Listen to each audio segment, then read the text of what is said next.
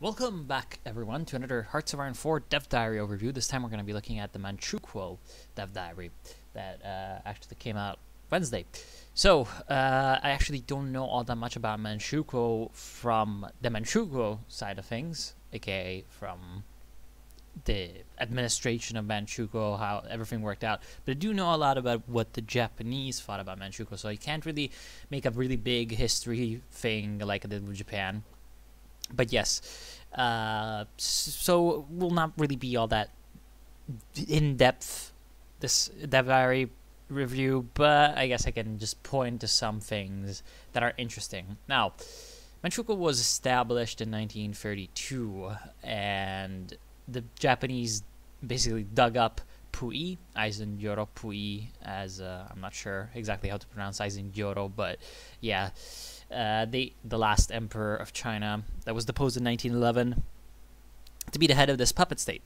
Now it kind of fits because Pui ethnically would be a Manchu, and this is kind of thing that I'm not sure Paradox really entirely understands about, like exactly what was happening with Manchuria during the late 1800s and the early 1900s. Essentially, it had been massively colonized by Chinese, so the fact is that Manchus were a minority in a region that is supposedly Manchuria.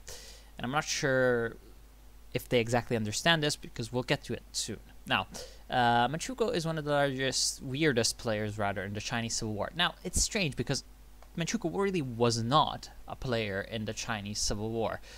It was a player in the Sino-Japanese War. And these two are different things, very, very much. But yeah, what this focus tree is meant to do is to make Manchukuo a player in the Chinese Civil War, as in it can be a contender to get China under its control. Which, as far as I know, is completely unrealistic, because the Manchukuo government was pretty much 100% controlled by Japanese men, or either their governors or their civil servants or their generals intermittently. And so it's kind of weird. And yeah, whatever. It's kind of fine. I mean, Manchukuo was established essentially to be a puppet state, and it kind of stayed that way. Who knows if there were people in Manchukuo who wanted to break free of Japan? I do not know. So, hey, I do not know. Your position at the start of the game is precarious at best, which is realistic. You practically have no support from the population. True, because this guy has just been deposed like 20 years before in the rest of China. So, yeah, and he got rethroned, I guess you could say, from a foreign invader. So, yeah, you can imagine. Your industry base is mostly working for the Japanese, your army is somewhat less befitting of your station to start with, and there are bandits running around the country causing havoc. Now, this bandit stuff, I'm going to get to it. But first, let's take a look at the focus tree. Now, you have this right-hand side, which is basically the shared focus tree for all the Chinese nations or states. And yeah, once you get everything united, you can do your own little stuff. If you don't get everything united, you can invite your foreign investors. Now, at the start, you are, of course, forced into collaborating with the Japanese because you're a Japanese puppet. Later on, they also go about and say that they can have a German mission, which is pretty much entirely unrealistic if Germany doesn't get the... I'm not sure if it's a Japanese focus that asks Germany to withdraw support for nationalist China. But if they don't have that, then it's really, really absurd that you can get, support from Germany, because, well, Germany is helping your sworn rival. I mean, Manchuria was technically legally recognized to be a part of China during this entire period by the international community. And that includes Germany, includes Italy. Up until 1937, I believe, Italy recognized Manchukuo. I'm not sure about Germany. Probably when they withdrew support for nationalist China on a Japanese request, maybe they recognized Manchukuo. But yeah, there weren't a lot of countries that recognized Manchukuo. At the start, only Japan did. It was basically seen as a Japanese fabrication, which, well, to be fair, it kind of was. And yeah, it was basically shunned. So the fact that you can get a mission to Germany is kind of weird. Then you have the Manchukuo part, which would be pacify the countryside. Again, we'll get to it. These bandits, quote unquote. And then you have the big choice. You can either be a little puppet, which the AI is going to be, I hope, or you can be assertive. Now, the puppet part also has some problems because you go down, you have your 5-year plans started by the Japanese. You invite your Japanese investors, expand, steelworks, all of that. Interesting enough, there's not much about the Mantetsu, which is still kind of weird because it was kind of a big deal. The Mantetsu being the South Manchuria Railway. Then you get... The weird part is this alliance with the Kwantung Army. You can see on the right-hand side of the obedience line. You get that alliance with the Kwantung Army and then Chinese leadership. What that does... Let's see if I can find a text. If I can find a text, it should be... Okay, by aligning with the Kwantung Army, you can position yourself as the natural leader of China from the Japanese perspective and get all captured Chinese territories turned over to you. Only then you can gain some autonomy and finally arrive at an equal standing with your supposed brother emperor. Now let's fetch... This is from another video that I made on Japan. You can probably check it out. I'm going to link it in the description, where I kind of go over some of the things that Japan did in China, but mostly just like Japanese strategy in World War II. Let's see if I can find the correct image that I'm looking for. I don't think I have it over here then. Oops. Oh well. So, okay. This thing is really weird because it says the natural leader of China from the Japanese perspective. See, the problem is the Japanese were intentionally trying to split up China into a lot of different little political groups, factions and stuff. One, because they could control them better. Two, because in their rush to advance into China. Of course, with Manchukuo, they had a little bit more time from 1931 to 1936. But that's 1932, really. But that's still a relatively short amount of time to actually build up a state. And then once they started advancing into China after the Marco Polo Bridge incident, they started to essentially, the Japanese army was just barreling through areas, and so they had to establish a lot of different puppet states. So they have, of course, Manchukuo, which is represented in Hearts of Iron 4. That would be the Inner Mongolian puppet. Then they had the Chahar Political Council. They had the reorganized government of Nationalist China. They had the reformed government of the Republic of China. They had the Shanghai Dadao city government. There was a lot of things going on. They basically allied with cats and dogs just to keep control over whatever areas they had essentially occupied. So really, even though this is supposed to be the historical path, it's got some pretty ahistorical things. Aka somehow you're convincing the Japanese to just build up a Manchukuo that can then break itself free from them, because that's what happens in the end. You vassalize Manchukuo, you still collaborate with the Japanese, you defeat nationalist China, and then you get the two emperors. And what they make it seem is, let's see if I can find the text, only then you can gain some autonomy and finally arrive at an equal standing with your supposed brother emperor. An equal standing. Even though Japan was literally trying to build the Greater East Asia Prosperity Sphere under Japan, where, you know, Japan would be like the big leader of East Asia, and not the Western powers. That was the project for Japan. Then you also had some Pan-Asianists that actually wanted to build up Manchukuo, even in the Japanese army, for example, Kanji Ishiwara. But they wanted to build up Manchukuo as this, like, okay, you can have a tri-block, I guess, of Japan, Manchukuo, and a sort of Japanese-friendly China, and those can all be sort of equals, but they were absolutely a minority, and they were then completely, like, disillusioned by what actually happened with Japanese expansion in the area. But that aside, you then have the, of course, option that every player is going to pick. That would be the assertiveness, and trying to essentially somehow, despite the fact that you're entirely a Japanese puppet, break free. I mean, of course, this is meant to, like, make Manchukuo actually fun to play, which it's fine. I mean, if you're gonna make a Manchukuo Focus Tree, you better have a way to break free because, well, I mean, you'd rather. And yeah, I'm not sure exactly like if there was anyone that ever tried to do this. Probably not within Manchukuo. I'm saying. I mean the government. But yes, you end up getting White Russian advisors, and then you declare the independence war. Now, I'm not sure how hard this war is going to be, how much of a bonus you're going to be getting in any kind of way to help you break free from Japan, but it looks like it could be interesting. Then it's weird, because the trust that you get to make at the start is either staff the court with Manchus or 5 equal peoples. Now, this is kind of playing off something that, in a way, that exists, which would be the fact that the Qing Empire, which you are supposed to be reinstating, as you can see, this they call you Qing China, like, of course, ha ha ha, so funny. It kind of sounds the same, alliteration, but yes, the Qing Empire, or the Qing Dynasty, rather, of the Chinese Empire, they were dominated by Manchus. Now, Manchus are an ethnic group that initially lived in this whole area of Manchuria that you can kind of see occupied by Manchukuo, but it was a little bit larger, and of course it wasn't as well defined.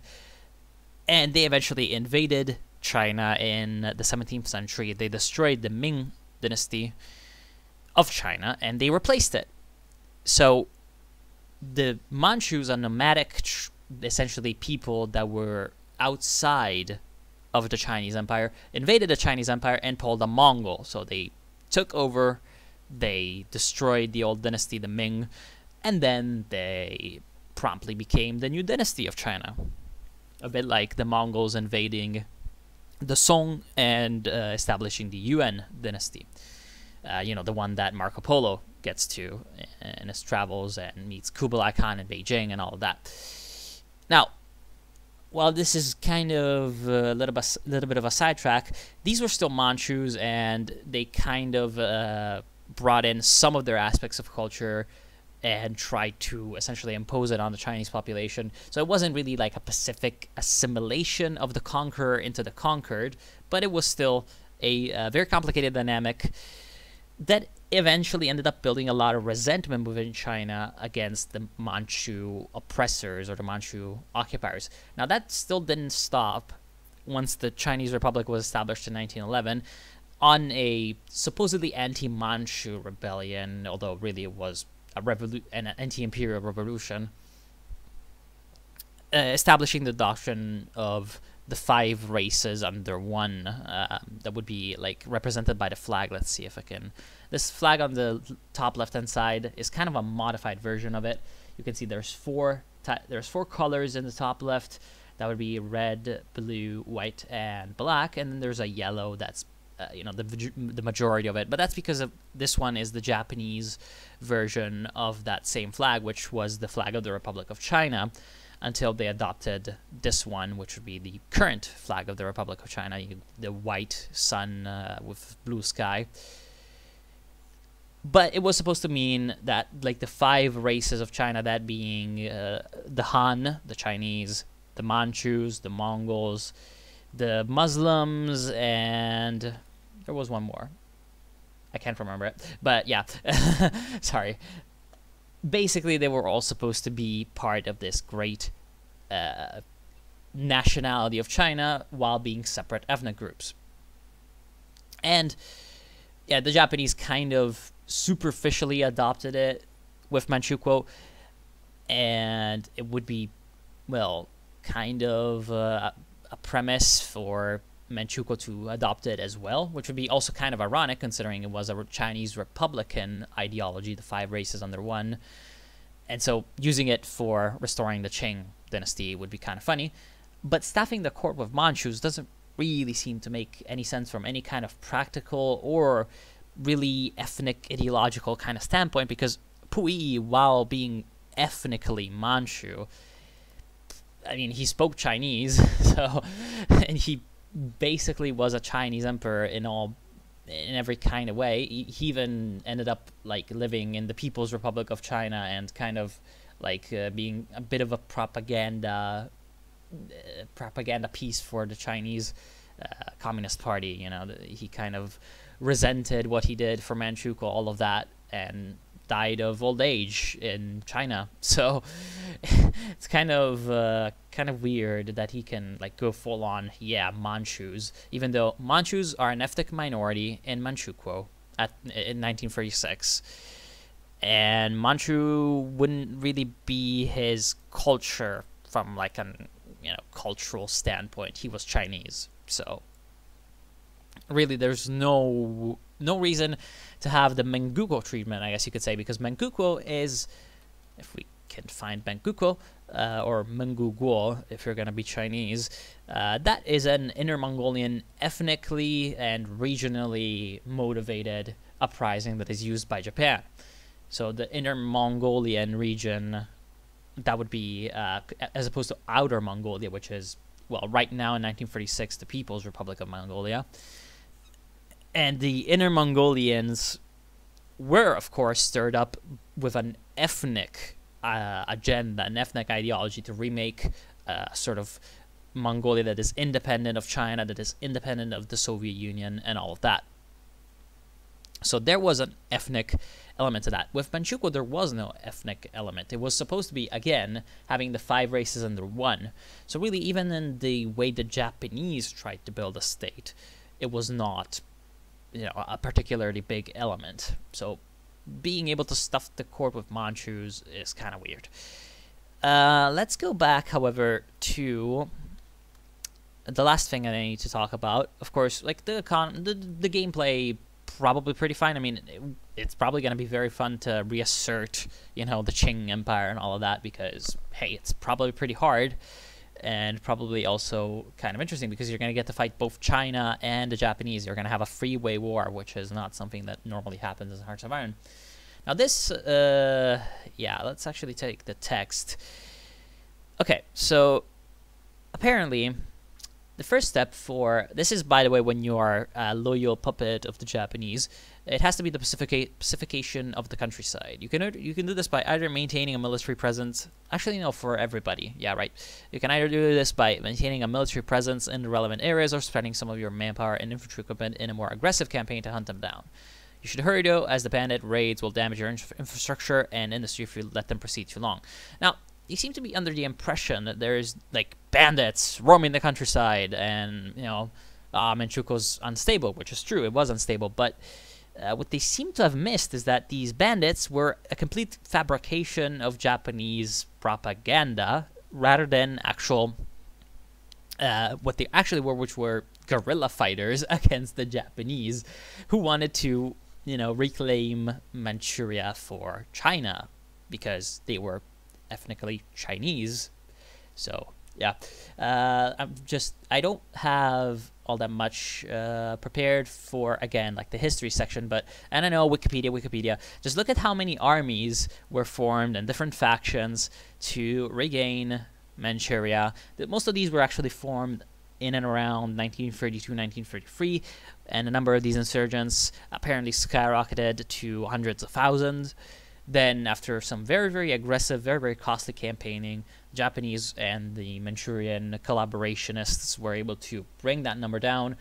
And eventually, a little bit like in mainland China, this whole fight was carried on by communist insurgents, or rather affiliated with the CCP insurgents. First, you had a lot of independent armies that were forming up to be sort of these nationalist rebellions. They didn't really get a lot of support from the government of the Republic of China, headed by Jiang Jieshi, because his primary concern was winning the Chinese Civil War against the communists and not fighting against the Japanese, which is why, by the way, the Japanese were able to even take Manchuria. I haven't touched on this, but the Japanese did, of course, take Manchuria in 1931 after the Mukden incident. Mukden being modern-day... Wait, hold on. It's modern-day Shenyang? I think it's modern-day Shenyang. I'm pretty sure, yeah. That being this city to the southwest of Xijing, the capital, and northwest of that, airfield. And that used to be the old capital of Manchuria under the Fengtian clique, which was technically aligned with the central government of the Republic of China under warlords of the Zhang family. And they themselves abandoned Manchuria because of orders from the central government to essentially do not fight the Japanese, just kind of let them do whatever because we can't afford to fight with them. And these bandits that turned up, I have actually a couple of quotes brought up. One is from Japan's Total Empire. Another one is from Pacific War 1941-1945, a critical perspective on Japan's role in World War II. And this one is pretty clear. So from 1930, this is in 1931. As its war aims expanded, the Japanese army revised the official story, which would have been that the Chinese were causing disturbances, constructing a new justification for continuing military action against the enemy that refused to fight back. The army anchored its new case against China on a simple assertion that all bandits are soldiers and therefore all soldiers are bandits. Keep in mind, these are soldiers of a warlord that was ruling Manchuria at the time. Technically, they were soldiers of the Republic of China, so a regular army. Proof was furnished in the first instance by arguing that Zhang Suiliang, who was the commander of these troops, was engaged in machinations which clearly aimed at disturbing the peace and casting every region of Manchuria into a state of unrest. And two, in order to carry out, he was dispatching soldiers in civilian clothes throughout the region and instigating bandits to cause disturbances, blah, blah, blah, as well as planning the arson and destruction of important buildings. So the army implied that all outlaws were in fact acting as mercenaries of the Chinese army. So that's what they initially stated in 1931, again, about a supposedly regular army, even though really at the time it was the troops of a warlord, so you can see kind of why they could go with that. And eventually with guerrillas, they started to label them bandits. As you can see, anti-Japan guerrilla fighting led mainly by communists, and again, at this point it's talking mainly about a couple of years after when the communists really started to influence a lot of these movements, because the central government had failed to support them correctly, and so the rest had been mostly destroyed. Broke out soon after the takeover and was never fully suppressed. The Japanese government labeled the resistance bandits, and the public pictured them as armed bands of brutal, raping desperados. To the Chinese, however, they were guerrilla units fighting to recover the fatherland. And you can see this with a lot of interesting. You can see this with a lot. I was just reading another part. A lot of like the Chinese public opinion at the time, which was very much influenced by rising nationalism. So their portrayal of this as bandits really is a little bit like, I don't know, just calling partisans as a whole bandits. And you're not seeing that in any other place in the world, so I'm not sure why they're doing it in Manchuria, but oh well. I'm sure it's just for like flavor or something, but it would have been nice to like at least have some hints that these bandits maybe really aren't bandits. I don't know. At least in the dev diary, like I'm fine with it in the game because you're technically again playing from the perspective of people that are trying to pacify them. So it's kind of like, yeah, they're bandits. Let's kill them, rebels come, all of that. But at least in the dev diary, they could have explained that these weren't actually bandits. That's just all I'm asking, so that people don't literally think that people in Manchuria were just like raping, and the Japanese were these good people trying to just bring stability and all of that. Anyway, at the end with the restoring the Qing, and I know it's been a little bit back and forth between these two paths that I've been talking about, but again, it wasn't really scripted. You will at last prepare for the war of independence against Japan. However, this branch will allow you to eventually get rid of the penalties from low legitimacy as you climb the ladder to restore your imperial rule across all of China. Once you break free from China or Japanese overlords, you will be again known as Qing China. Conquering the rest of China allows you to claim the mandate of heaven and announce yourself to the world as the Chinese Empire 2.0. Now, Qing China and Chinese Empire, I don't think there's really any difference.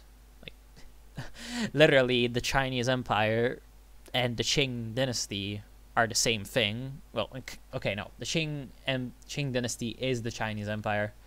The Chinese Empire is also the Qing dynasty, along with many more dynasties. But yeah, I guess it's supposed to be like, yeah, you have united China and you change the flag to the flag of the Qing dynasty and all of that. Well, I wonder what that MX is supposed to be. I can't really. I was trying to think if there was any Chinese words where that could make sense that I knew, but no, I don't. So my ignorance shows. Anyway, much like the other Chinese factions, Manchukuo has the access to the shared focus tree. That's, I guess, fine. I mean, once they break free, it makes a lot of sense. Before, for the Japanese part, yes, I guess. And yeah, this is the 5-year plan option. Let's check out the focuses for actually getting. I wonder what that assert our authority or offer vassalization one is. Yeah, this is to reclaim the empire. So this is after you've done your independence war, so after you supposedly have told Japan to go away. And so I'm guessing it's about reclaiming some areas of mainland China from the ROC. I guess you could be offering vassalization to the warlords. I wonder what that would do. It would be pretty interesting, though. You move your capital from Xinjing, which is the capital of Manchukuo at the start, which is, funnily enough, it means new capital in Chinese. Opposed to Beijing, which means northern capital, and Nanjing, which means southern capital. So yet another capital to be around. But yeah, you're probably going to move it to Beijing, are you? No. Or, well, I mean, this guy hasn't moved this capital. So, yeah, whatever. And yeah, I wonder what that, like, reclaiming the legitimacy. Also, really nice touch is with 5 equal. Yeah, for some reason with 5 equal peoples you can do that, but with staff the core of Manchus you cannot do that. But yeah, you get White Russian advisors, which is actually pretty funny because there were a lot of White Russian, and yes, White Russian as an anti-Soviet Russian units that had escaped from the Chinese Civil War. And some of them has set up in essentially China as a lot of mercenaries and all of the warlord era fighting that was going on between various different Chinese armies, the Japanese, coming in, and all of that. But some of them eventually ended up siding with the Japanese. For example, the Russian Fascist Party actually existed over there. I believe the Russian Fascist Party is in Hearts of Iron 4. You can switch to the Russian Fascist Party as the Soviet Union. They were actually based in Manchukuo, and they were, of course, pro-Japanese. But there were also other White Russians that were in the area that weren't very, very happy with the Japanese either, considering the treatment that the Japanese had dealt with them in the Siberian intervention in the Russian Civil War. Essentially, during the Russian Civil War, the Japanese did kind of come into parts of Siberia and Manchuria to quote-unquote protect it from the communists and all of that. So there's some tidbits of history left over there. And so yeah, it's pretty funny how you can get like White Russian leftovers to help you out, which is pretty awesome because it's a nod to something that did happen. And it's kind of nice. Actually, some of these White Russian advisors later ended up, funnily enough, supporting this, Soviet Union against Japan because they'd rather like side with, I guess, their motherland as opposed to the Japanese. So that just kind of makes sense that some of them might want to help a resurgent Qing Empire or something. Also because a lot of those guys were weird characters, to say the least. One of them, well, I mean, he was long dead, but you can kind of look up the most crazy one, which would be Ungern Sternberg, aka the Khan of Mongolia and Kaiserreich. And yeah, all of that is pretty interesting. Now you get to reform the civil service. Okay. Imperial Divinity, Imperial University. Okay, so nothing too strange. Oh well, I guess I'm just gonna end it now. It still went a little bit too long, I think. I probably could have shortened it. I need to get better at, like, not ranting in these videos, but oh well. I want to thank y'all for watching. Hope you've enjoyed. I'll see you soon. And yeah, have a nice one. Hope you've enjoyed.